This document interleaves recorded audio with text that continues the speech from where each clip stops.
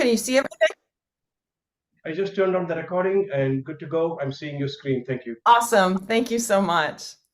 Well, thanks everybody for being here. It's super exciting to me to get to talk about some of the work that I've done before. I know that my audience includes people who really care about their success, and you're ambitious students. You're interested in STEM fields, which is why we're here at Zebra Robotics. And likely, I bet you're a little bit nervous about writing a university application essay. So, first of all, I want to assure you that even people like me who love to write don't like to write when the situation is high stakes and there are vague guidelines. And that's essentially what's happening with university application essays. It's inherently a stressful writing situation. And you're not a bad writer if you feel a lot of anxiety about university application essays. You're just being a normal person. The good news is that I have done a lot of research and I've worked with lots of people who have gotten into some pretty challenging universities like the University of Michigan, Johns Hopkins, University of Toronto. It's not me that did that, but I was there to support those writers so that they could write well to that situation and respond to the situation well. And that's the writing teacher perspective I'm going to bring to you today, which is that you have to understand the situation if you're going to write to it successfully. It's not going to be great to write your university application essays, and you are going to feel self-conscious at times, but I also hope that sometimes you'll feel interested and capable as well. I also know that there are a million websites out there that have videos and tips on writing university application essays. This is really common because it's really stressful.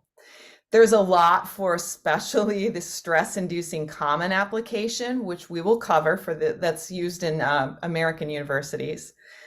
I'm going to give you specific tips and tricks in this webinar, but I also mostly hope to demystify the writing situation so that you can write to it with more success. So let's get into it. So first of all, here's a little bit more about me. As Satish said, I'm Zebra's curriculum research editor, which means I work on curriculum, I work on public relations, writing, marketing, everything that has to do with writing that supports the good STEM work that you guys are doing. I was also a university and college writing professor for 17 years, so I'm really well trained in talking to people about writing, in how we understand writing situations and how we write to them with more success. So I've got a lot of background to bring to this, and I'm super excited to bring some of my previous work into my current work. So thanks for giving me the chance to talk to you today. Let's get into our agenda. So the first thing we're going to do is we're going to understand the context of the universe for university application essays. And this is the part that maybe many of you might not realize is important, which is when we write, we are writing in a situation and we are writing to a particular context. And I'll talk about that a lot more, but it's really important to understand that so that we can respond to it well. We're also going to discuss ChatGPT. I'll get into the details of that later, but there's a lot of interesting stuff about that. We're going to talk about the common application, which is used mostly in the US and one of the most stress-inducing applications out there. There's lots of videos on that. We're going to talk about specific program application writing, which mostly happens in Canada, a little bit in the US as well. So we're going to be covering both the US and Canada. I recognize that good students are applying to both schools in both countries. So all of this is going to be relevant. We're going to talk about a few do's and don'ts. And then we're going to look at some specific examples. And I'm going to give you a little bit of a review of a process that I think might be helpful for you to use as you're applying for universities. Some of you are in grade 11, and this is like down the road. Some of you are like very immediately like having to worry about this right now.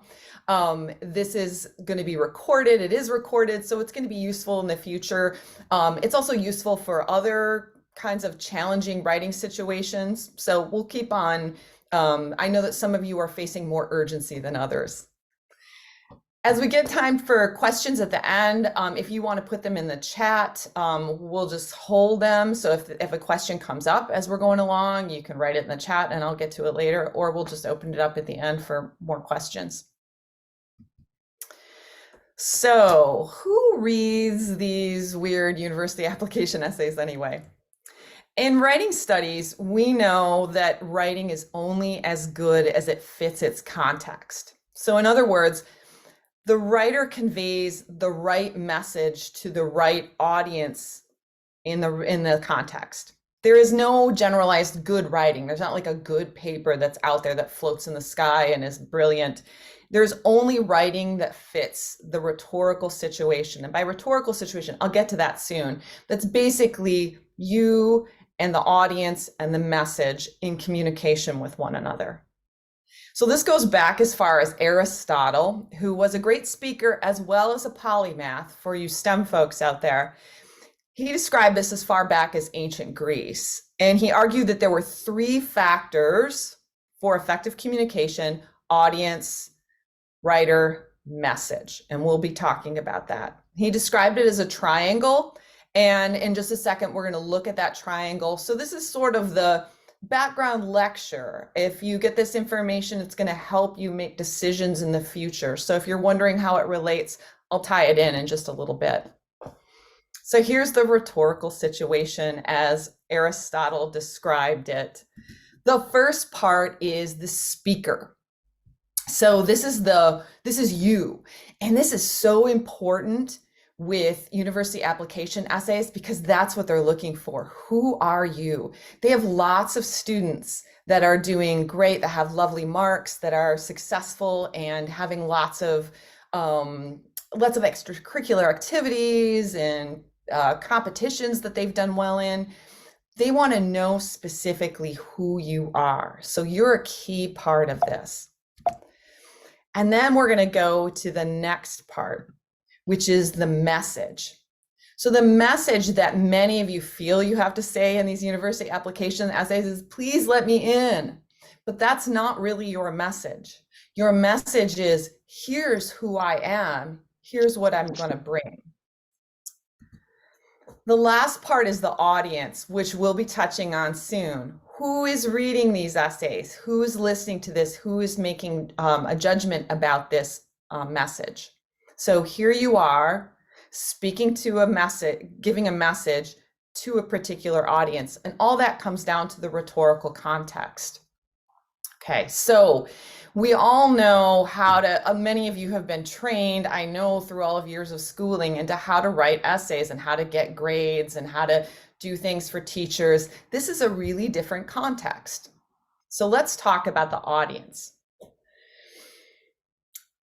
This might be what you imagine when you're thinking about who you're writing to. So somebody who is grumpy and angry and doesn't want you to succeed and doesn't want your university application to be accepted. And this is certainly what I thought 30 years ago when I was writing application essays. But this isn't really how it is. So admissions officers, who are the ones who are reading these essays, are not angry. They're not vindictive. They're not looking for you to fail. But they are really busy. Many of them have quotas. So admissions officers have quotas for like a number of essays that they have to read in a particular order. And they have to finish those really quickly. They're also underpaid. Admissions officers are not a high status job within the university. So they tend to be working really hard and not making enough money. They are also genuinely, and I've read lots of blogs from these people and lots of articles from admissions officers, they're really trying to create a successful experience for both you and for the university. They want you to be happy in the university. They want the university to be happy with you. They want everybody to work well together so that you have a successful experience. So there is a sense of goodwill that's going on here. So how do we write to this audience when we're getting rid of this idea of a grumpy person who's trying to like kick us out of a school and is like, you're not good enough, or any of that kind of stuff. How do we write to an audience of really busy people who are trying to do something positive, but are maybe facing lots of challenges? The first thing we can do is to stay within our word and character limit and not write more than they've asked for.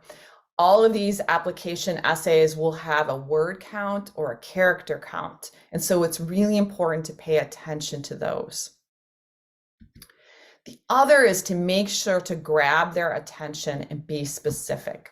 I'll be talking about be specific throughout this whole presentation.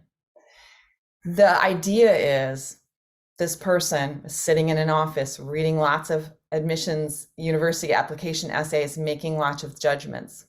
What you want to do is you want to sort of metaphorically come into the room with them, to be specific, to grab their attention, to say, hey, here is who I am. Here is this person who's behind the writing, and here's how I might fit into your university community. And this is the part that many of you might find a little odd, which is approaching them with kindness and humanity. I really believe that the way that we approach our writing, our mindset when we're approaching writing, really influences how we write. And so if we have kindness and humanity in our hearts, we're thinking about a person who's trying to create a good situation for us, for university students and for the university, I think that we're going to write better. What I notice is when writers have been really uptight and nervous and scared, it comes across in the writing. The writing is choppy, the writing is a little disjointed. Whereas if we approach our writing with a sense of like, hey, friend, I'm here to talk to you about me, that our writing and our sentence structure and our diction gets a little more at ease. So I want you to just hold on to that idea there. Okay, it's time for the elephant in the room, ChatGPT. So it was last December that ChatGPT burst out on the scene, and it changed everything. All of the blogs, all of the articles in the university level, folks were freaking out. Schools were talking about this, and the anxiety was that nobody was going to write anymore. And there's certainly a very strong urge to have ChatGPT write things for you, right? It does a lovely job of just sort of throwing text on the page. What I'm going to say next isn't going to make, it's not going to make everybody happy, but I think that there are things to use ChatGPT for in your university applications, and there are things not to use it for. And I'll make an argument for both.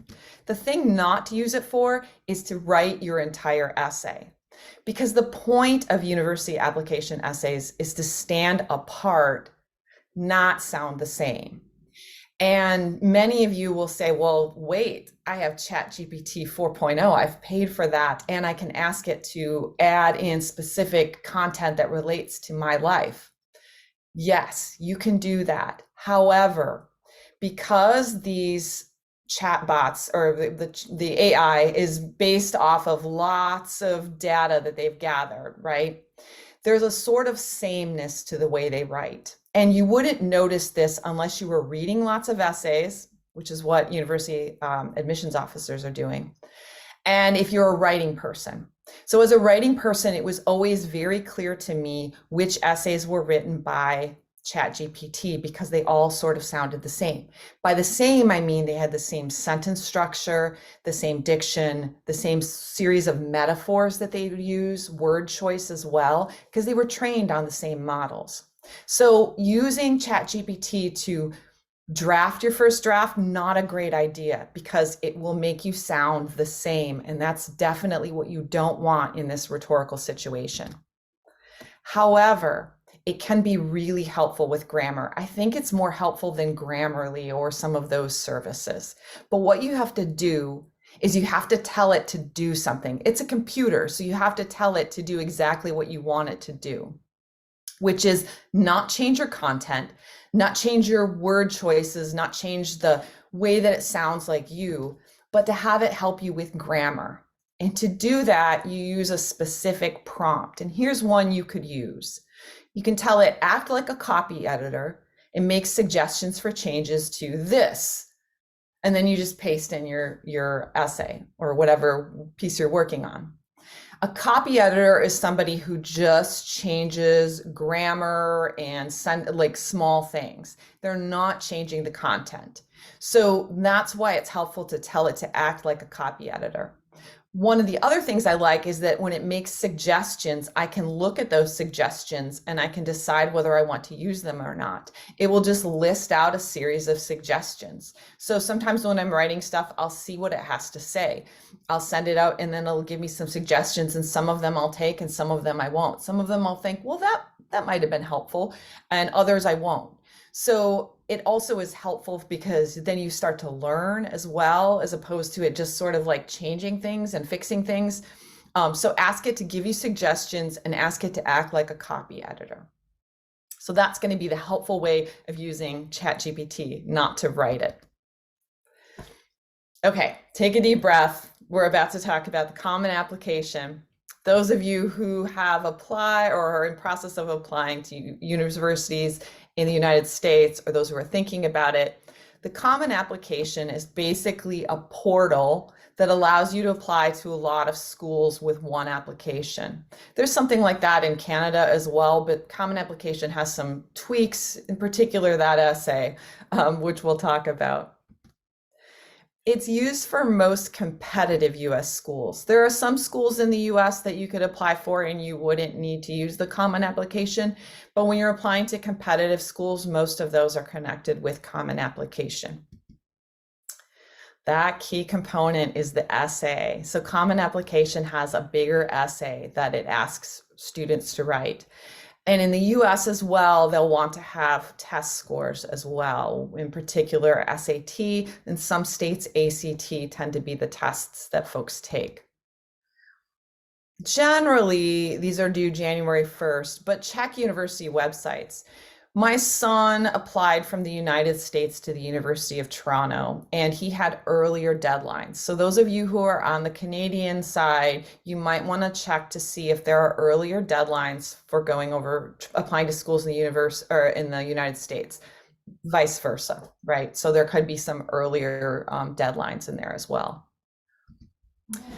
650 words max for these essays, which isn't that long, but it's long enough to be a little bit uncomfortable. It's about a page and a half double spaced. There are lots of websites out there that have like the common application essay prompts. I'm just going to show you a few examples so that we can talk about them. Generally, they tend not to change. They haven't changed a ton over the years because they're so vague in general. So you can also look them up as well. This is just some examples. So I'm going to show you a couple of them, but it's not going to be all of them. So the first one you'll notice is talking about lessons that we take from a challenge or a setback, something negative that happened to us and what we learned from it. The second example is talking about reflecting on a time where you had a belief or idea that made you rethink something. And the third example is thinking about something that made you happy or gave you a lot of gratitude.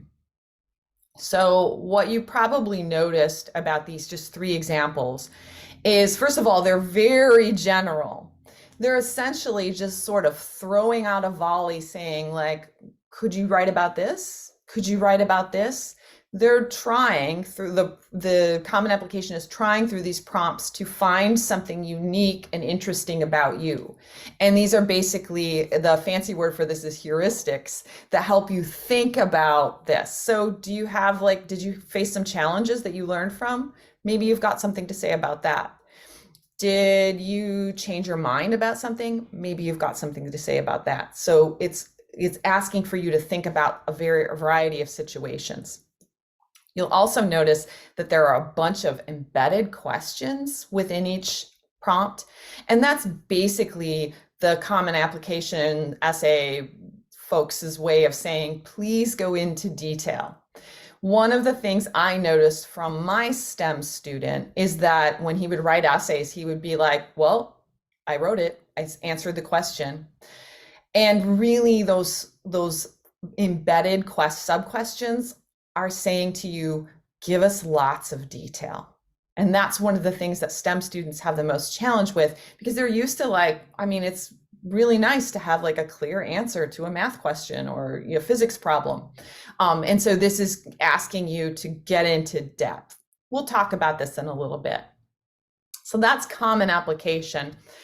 We're going to look at the supplemental essays on the Canada side. This also relates to folks in the United States as well. So in Canada, for competitive programs, so if you're applying to a program that's very competitive, they'll ask you to write supplemental essays. And that would be programs where lots of folks are trying to get into that program and they need to sort of figure out who's going to match better. They're also required in the US for especially competitive universities like Harvard and Yale. So if you applied in the common application and you were like, you said you want to go to Harvard or Yale, common application would bounce back and say, oh, here are some supplemental essays that you've got to figure out or that you've got to write. And then you'd write some of those. These supplemental essays are shorter than common application, 120 to 250 words. Some of them are counted out in characters, 2,000 characters. Characters, of course, is like the spaces and the letters. Words are just the words. Chances are you will be composing these in Google Docs or Word or something like that, or Pages, so that you can keep track of the word count as you're writing. So in Canada as well, there's something called OUAC, which is a portal for Ontario University applications. It stands for Ontario University Application Center. And this is a place like Common Application where you put all your information in, your address, your marks, all of that information, and then you choose the different schools you're going to apply to. They've got all the major schools in Ontario in particular, not if you're applying out of province. Waterloo, University of Toronto, McMaster, Laurier, lots of different schools, Guelph, like all Waterloo, lots of different schools are available in that portal. So these essays are generally hidden, these supplemental essays, and which is that you don't get them. You have to apply to the program and then it pops back to you and says, here, you've got to write these essays. So I don't know what they're going to be, but my son applied last year to U of T's computer science program, which had supplemental application essays. So I have those examples for you. So I'm going to show you what was on some examples from last year's U of T computer science supplemental application. I'm not guaranteeing they're going to be the same, but I bet you they'll probably be pretty similar, and they could be the same. Because as we know, the computer science folks aren't excited to write a bunch of different essay prompts. So the first is asking you to describe a situation in which someone was treated unfairly or discriminated against, and basically what you did about it. The second example is talking about a situation where you had a leadership role. And I want you to look through these. Notice, first of all, that just like the common application, there's a bunch of embedded questions, which is basically saying, give me all the details, okay? The other thing that you're probably noticing, you noticed right off the bat, is that they have nothing to do with computer science. Like these have nothing to do with coding or your diligence with computers or anything like that. They're all about who you are as a person. Remember that context we talked about at the very beginning of the webinar, which is that the admissions officers are basically looking for who you are. Who you are as a person is how they're going to determine you getting into the university, how you will match with their university. So I look at these examples here, and it says to me that the University of Toronto is looking for folks who care about equity and inclusion, because the first question is about, what did you do if you saw someone discriminated against, and how did you react to it? The second one is talking about leadership. So that tells me that they're looking for folks who can advocate for themselves, that means you'll be really successful at U of T's computer science program. And so these are elements of success. So you can see how the essays start to match up with the goals of the program. And this is how the admissions officers try to decide if there's a good match. Now, you'll also notice that these are really like open-ended, right? And so everyone has to answer all of the questions. So common application, you get a series of questions, and then you had to write a longer piece about one of them. So you could go through and be like, I'm not writing about this. With these supplemental essays, you have to write about all of them. So this one might take a little more time in terms of sitting down and brainstorming. I know that my son had to ask us questions, his friends questions, his teachers questions, just to be like, I don't know what I'm going to say about this. And many of us could remind him like, oh, remember that time you took a leadership role? And he was like, oh yeah, that's a good idea. Okay, so we're trading the challenge of common application with a longer essay for like, you have to write about all of them in supplemental essays. Okay, so common application, supplemental applications. We know about the context. We know the details. We've got some examples. Now we're going to talk about some do's and some don'ts. I have more do's than I have don'ts. So the first is to stay within your word or character content. And I know I talked about this earlier. Many of these applications are on web portals and they don't allow you to add any more. So if you have maybe one word over, it's going to stop you. So what I would suggest is for you to write it in another program and be mindful of the word count or the character count. One problem my son had was that he wrote longer essays and then he looked at the guidelines and it was like only 120 words. And then he was like, how am I going to cut this? So we had to work really hard on cutting it down. So be mindful of your word count and definitely stay within your word count. So this is really important to let your authentic voice come through as much as possible. Remember, the main point of these essays is to show who you are. Now, some of us feel self-conscious. We think like, oh, they won't like the real me. They won't like what I have to say. I don't think that's the case. I know that the major goal is to see a person. And so if they're actually able to see a person, feel when they're reading your essay that there's another human there, that's going to be success.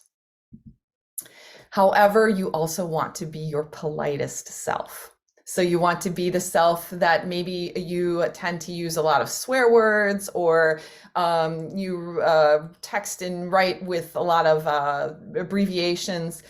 You'll want to put on sort of like how you'd speak with your grandparents or your teachers. So it's going to be a polite version of your authentic self, which I know is a little hard to figure out.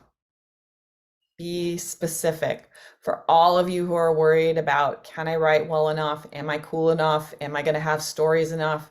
Being specific is the antidote to all of that, which we'll get into. Next, it's also really important to check your grammar. I think most of you realize this, but many of you think that that's the main point is your grammar, and it's not really. So the university application essay readers are not sitting there going like, I'm looking for a fragment sentence so I can send this essay out the door.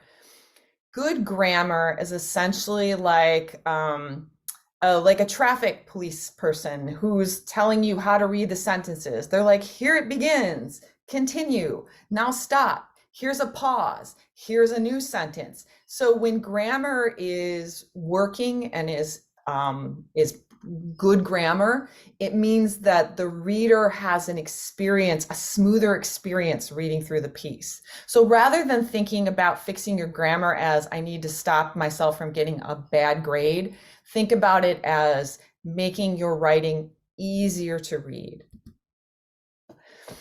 This is one of my secret tricks, which I've told for years to my students, which is to read your papers out loud or use a screen reader.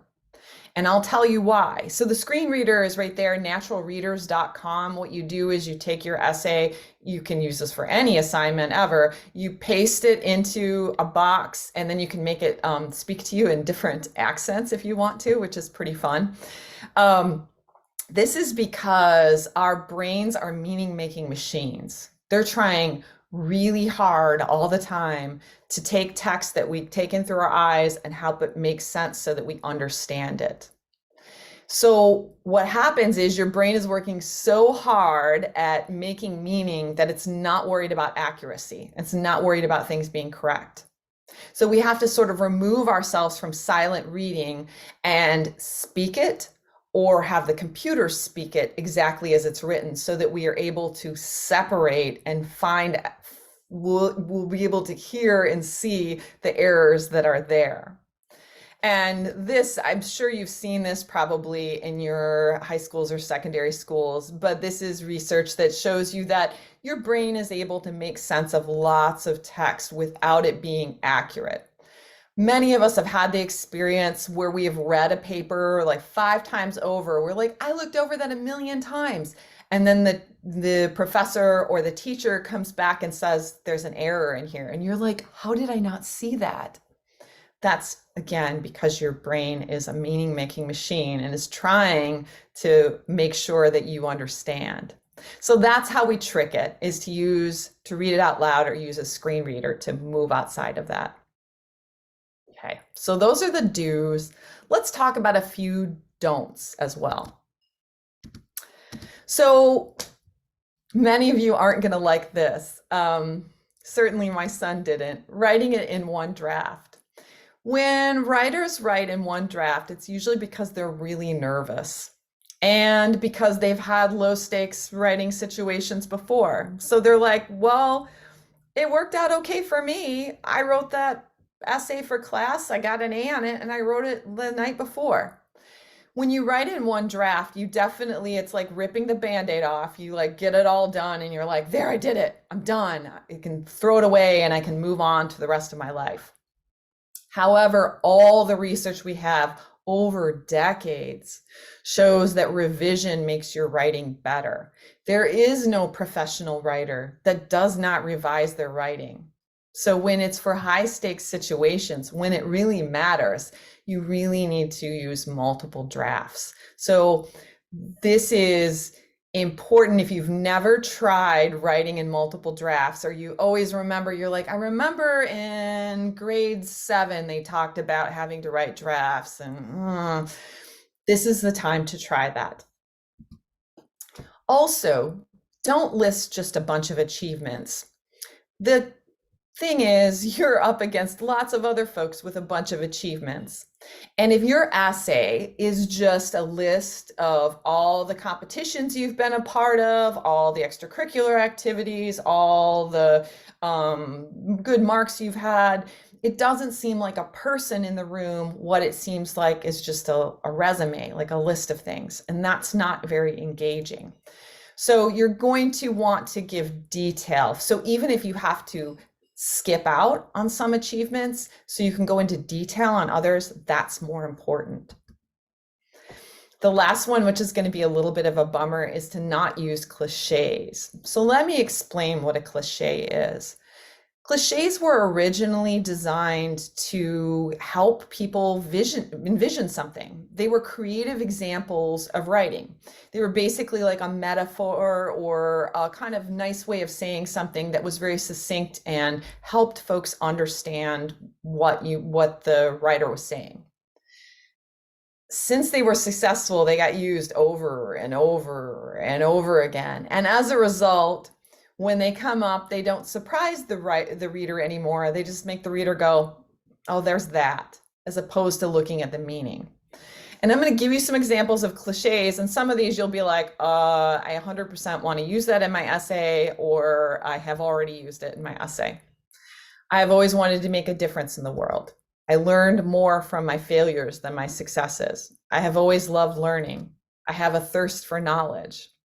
These are some examples of metaphors that aren't doing anything for us anymore. And these are also some of the cliches that ChatGPT is well known for. So some of these will appear, and that's again the reason not to use ChatGPT to draft, but to use it for helping with grammar at the end. Okay. Some of you might be thinking, what if the cliches are true? What if I really do love writing or learning? You're like, that was me. I love writing. What if I don't have a good story to tell about my life? Like other people have great stories and I don't have a good story. What if I can't think of creative or big words that will impress the reader of these application essays? The solution is the same. Be specific, be specific, be specific. Okay, we're going to go into lots of detail about being specific. So everyone can be specific, and being specific is an antidote to all of these particular concerns, if any of these were rising up for you.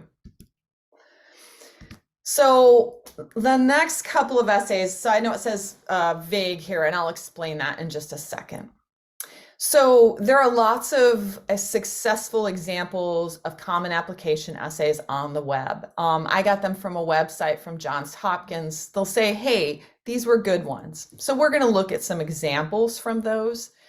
Again, you can find these as well. Sometimes they can make you feel excited and like, I can do that. Sometimes they can make you feel overwhelmed.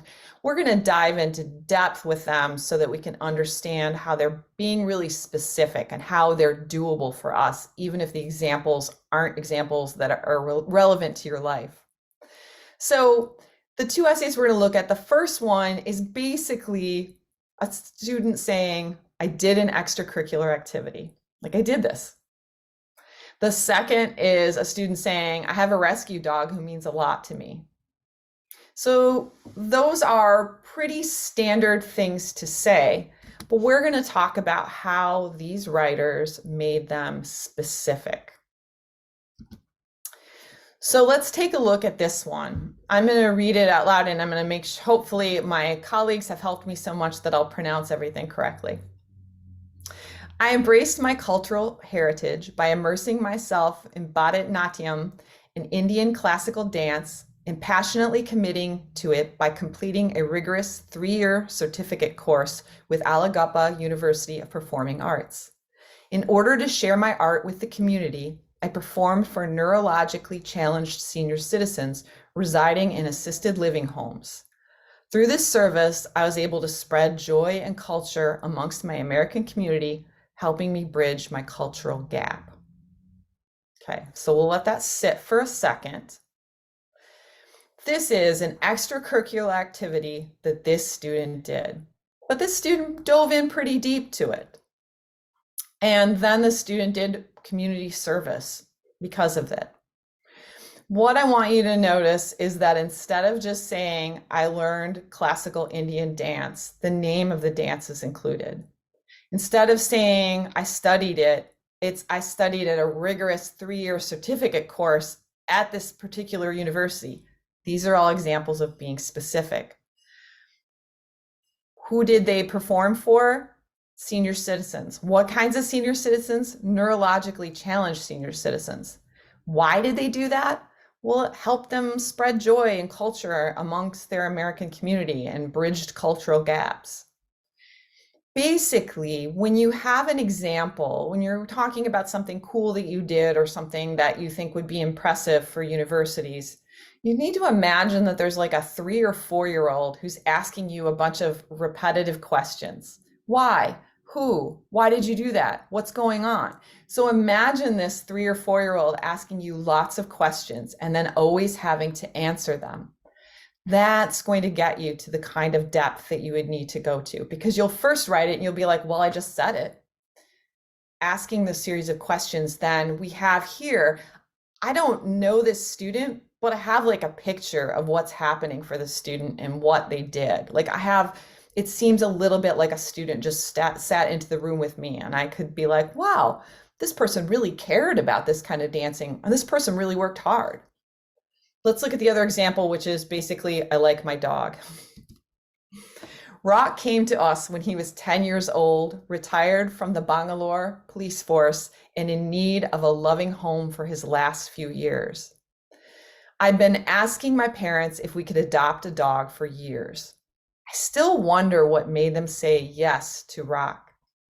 Suffering from amoebiasis and severely malnourished, He had been at the dog shelter for a while and was on the verge of giving up. This is just a story about getting this dog. Now, one thing that I said is that you don't have to use fancy words. And you'll notice there was a fancy word in here, amoebiasis. So this goes back to being polite. Remember I said be your authentic self, but be your politest self. So if you look up amoebiasis, you'll see why it's kind of gross and you don't really want to write it in your university application essay. So that's why the $10 word there was used, to just basically avoid talking about something kind of yucky. So we have the name of the dog. Where did the dog come from? The dog came from the police force. What kind of police force? Where? Bangalore. How old was the dog? 10 years old. What made them parents say yes? I don't know what made them say yes. What was going on with the dog? He was basically, the dog could barely hang on, right? So again, we have that 3 or 4-year-old who is, you're basically like, here's my dog and I like my dog. They're like, how did you get your dog? What do you like about your dog? Where did your dog come from? Why did your parents say yes? What was wrong with your dog? All of these questions. So again, I don't even know what this dog looks like, but every time I read this, I have like a little picture in my head of what this dog looks like. There's a little image that develops because I have so many details that I'm encouraged to sort of sit for a bit. So I hope these, just a couple examples, we'll look at some more examples later on. We got another example coming up, but I hope these examples show you that in order to write well for these essays, you need to be as specific as possible. And it might seem a little comical to you. Like you might be like, nobody needs to know what his name is. Nobody needs to know how old he is. And yet when we add those details, the essays start to feel richer and more developed. And that's what you're looking for. Okay. So being specific and connecting paragraphs are the 2 main ideas that I think are bonus ideas. I know that you know about introductions and thesis statements and those sorts of things. Like I know that you have that education from your schooling and you're all very good students, right? You've been working really hard. What I want to help with are some of the things that really help you respond to that audience, which is that person who's in the room reading lots of essays. As specific as possible, you're going to come alive to that reader. Connecting your paragraphs is also going to help make sure that the reader feels no jump, that every sentence goes basically right into the next sentence. It's going to make for a smooth reading experience so that that reader will be like, wow, I didn't even notice that time went past and I just explored something with someone. This is an example from the New York Times of handing off a baton. So this is how I like to think about this. If any of you have ever run relay races, you'll know this is the sketchiest part of a relay race, which is you're coming in as fast as possible. The other person is then running away from you as fast as possible, and you need to hand the baton off to them so that they can continue running. It's definitely, if you're not alone, if you have dropped the baton. And so we're trying hard not to drop the baton with our paragraphs. We want to make sure they're handing off to the next one.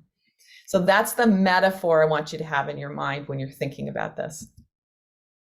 Okay, we've got a big example here, and the highlights are helping us think about the transitions. So this is just an excerpt, again, from a successful common application essay. Let's look into it. I look at my compact backpack and I think it is going to be a long night. There's something going on. There's packing. There's going to be a big task. That's what we're leaving with.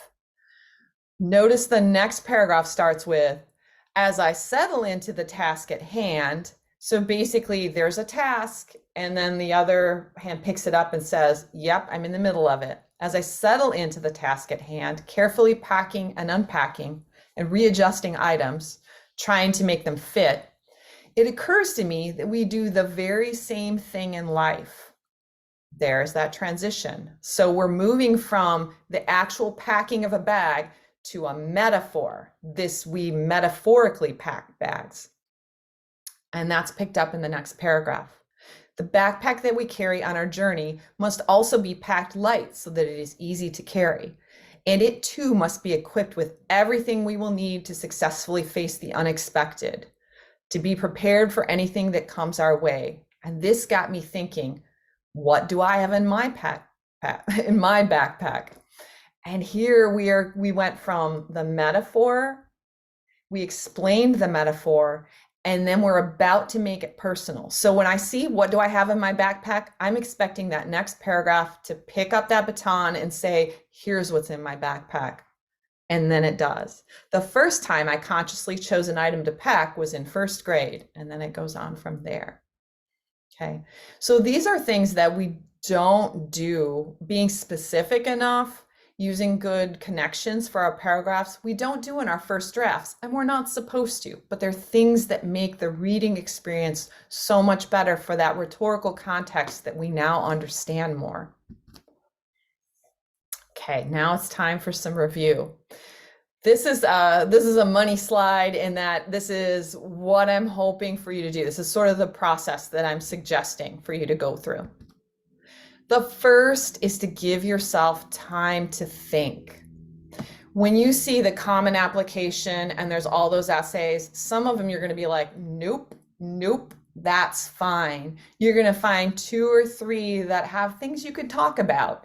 You're going to listen to your headphones, you're going to take a walk, you're going to work out, you're going to talk with your friends, you're going to do something completely different, and you're going to just let your brain sort of think about it, you're going to vibe on it, you're going to be like, what do I want to answer? What is interesting to me? And then you're going to start to pick the essays that you want to go for. If you are looking at the supplemental essays that are done for challenging programs on the Canadian side, or for Yale or Harvard, what you're going to want to do is you're going to want to look at all the prompts that you have to answer all of them and just let yourself think about them. Take some notes. Here's what I'm thinking for this one. Here's what I'm thinking for that one. If you're drawing a blank, do what my son did, which is go to everybody you can think of and say, do you have any ideas? Do you remember something? Chances are, your parents aren't going to write it for you, but chances are they remember a lot of the challenges and things that you've been through and can remind you of a lot of things that you've done that are really helpful. After you've given yourself time to think, it's really important to write it as freely as possible. So this is where you don't worry about your grammar, you don't worry about how long it is, you don't worry about, you're just trying to, well, little mind of length. So don't write 5 pages for something that has to be 120 words. But you're going to allow yourself to just freely express what you're thinking without a lot of filter. This allows you just to get the ideas out, knowing that you have a process that you can clear it up. This is something folks aren't used to doing if they're used to writing in one draft, because they're basically writing and editing at the same time. But you're going to need to train yourself to just sort of lay it all out and then go back and clean it up. So the next thing I want you to do is to be more specific. So go through what you've written and have that 3 or 4-year-old talk to you and say, why, how, when, how did they do that? What age were they? Where did it come from? What's going on? Answer those questions and be as specific as possible. Then I want you to go back through and make sure each paragraph is linked. So just think about that. Think about that process of handing it off. Did my last sentence in that paragraph lead into what was going to happen in the next paragraph? Did the next paragraph pick that up? Then I want you to make sure to read it out loud or have it read out loud to you. Using either natural readers. Some folks are more comfortable with that because they feel self-conscious talking by themselves in a room. But that will allow you to hear things that are weird. So what you'll catch when you read it out loud or have it read out loud to you is you'll notice like the sentences are all choppy right there. That goes on really long, or that was kind of a big jump. You'll notice those things. Don't worry about fixing them right away. Just take notes and then go back and fix those things up. So it's going to help you with the things that you would not normally catch if you were just reading it, because you've been so involved in the composing process. Then I would definitely use ChatGPT to help with proofreading and grammar. So, and also throughout this process, you might be asking folks to help you. It's really important if you have folks in your life, either friends, parents, or teachers who are just mentors who can give you another view of your writing.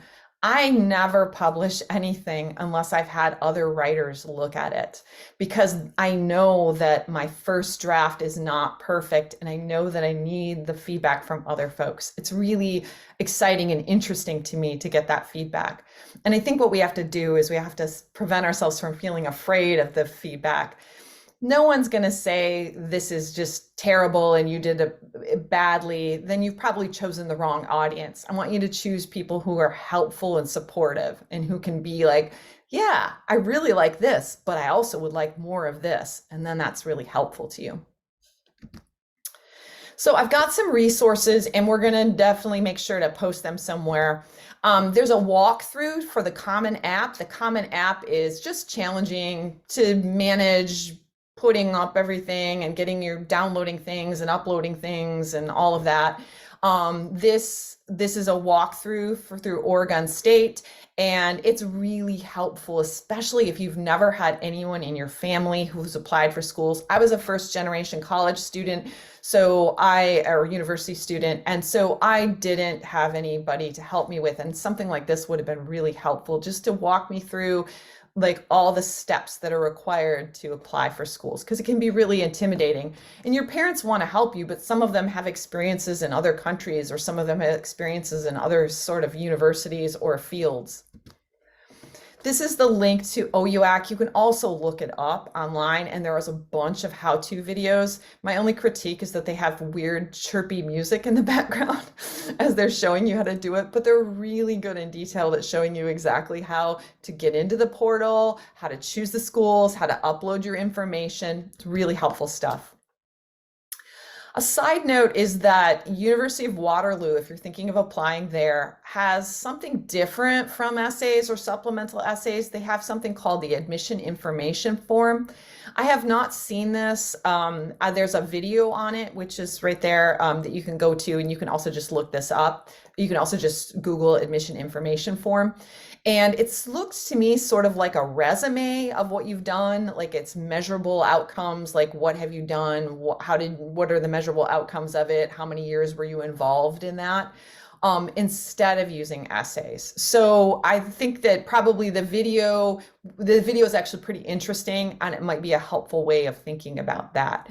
Again, you wouldn't get that admission information form unless you were applying an OUAC and you were applying to a challenging program at University of Waterloo. It would bounce it back and say, hey, you've got to fill out this form. So it's only for certain programs.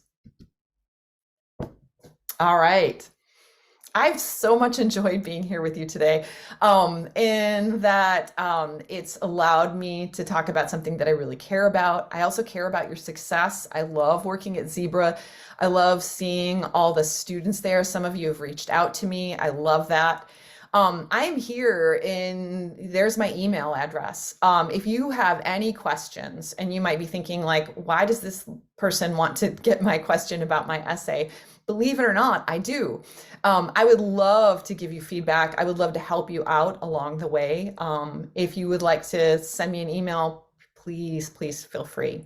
But also reach out to the folks that you trust. Reach out to the folks that care about you. Reach out to the folks that give you good feedback. And that could be friends and it could be family. But there's a lot of people here to help you with this process. I hope now you understand the context, that this isn't just about you fulfilling a requirement for a particular set of things that has to be turned in order for you to get into a school, that you're essentially writing to a person who's busy but wants the best, who's sitting in a room, and you're learning ways to make the reading experience smoother and more interesting for them. And that'll hopefully make the process a little more interesting for you. Remember again, if you, even after watching this, if you still feel self-conscious as you're writing this, you're just a normal person. These are really challenging essays. This is a challenging writing situation. But I feel confident that you're going to have everything you need to help you. Awesome. Thanks so much for your time here, and I'm here to answer any questions that you have. I'll stop the share.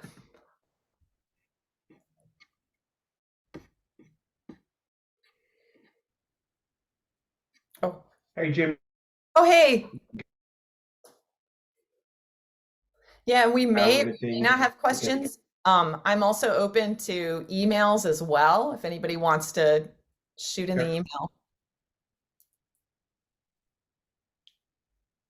Thank you so much, Jamie. I think it was very informative. I mean, I haven't done any applications here, so I'm sure for people like me, as well as students who are doing this for the first time, unless they have some siblings or parents who have done this, this can be very helpful. So fantastic.